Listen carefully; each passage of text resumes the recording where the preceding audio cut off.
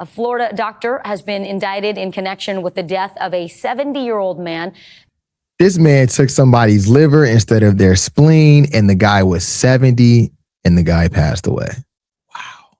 Dr. Thomas Shaknovsky accidentally removed the victim's liver instead of his spleen. That move resulted in blood loss and the patient's death. The filing also accused the doctor of 2 other instances of malpractice. I'm going to say this. I'm no doctor, right? I'm no doctor. But a part of me tells me they're on 2 different sides of your body, right? I used to box. When we punch someone in the liver, it's a very specific side that we hit. Liver shot, so we called it a hook, right? Not spleen. Like, I just don't understand how that's an accident. Including another alleged death. And apparently he did more than once. So, yeah, this is why I'm like, some of this stuff I think about all the time, which is people talk to me about organ trafficking, right? It's like, well, really, what is it? Like, what does it really look like?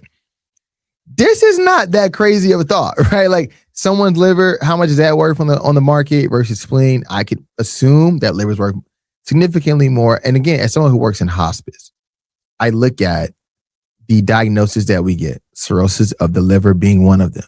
Something that essentially people just die from. It doesn't take forever either, right? So if you could get a new one, right, you can stand in line and get it, maybe, or you can just pay for it. That to me, just this whole market is just totally insane. I met a lady once who said that something like this happened to her husband out in California. And I didn't believe her until I talked to other people and they all said, well, both of them said, no, this happened to me too. And we're like, dang.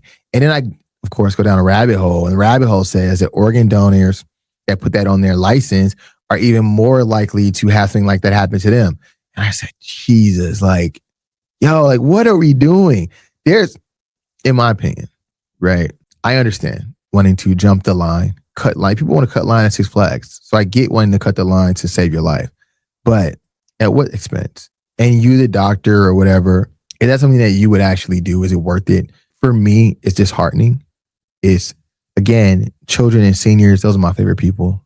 Like, you know, I got a 4-year-old. My grandparents passed. I don't know how you all do these heinous acts to those types of people. I really don't get it. But let me know what you all think in the comments. And we're going to continue to follow up on this story because this one for me is one that touches home as we, again, dealing with that geriatric population. And a lot of times their inability to help themselves or speak on their own behalf. But let me know what you all think in the comments.